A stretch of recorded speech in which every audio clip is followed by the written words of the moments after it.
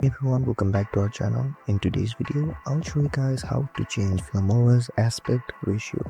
If you want your video to have a different aspect ratio and want it to look more cinematic and clean, this video is for you. So first, open the Filmora app on your mobile device, then select the video where you want to change the aspect ratio in. After you've selected the video, simply you see many options on the bottom.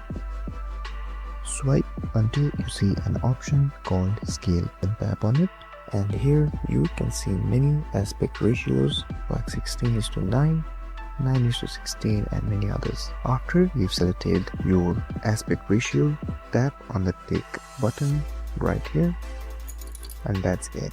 Now you guys know how to change the aspect ratio in Filmora.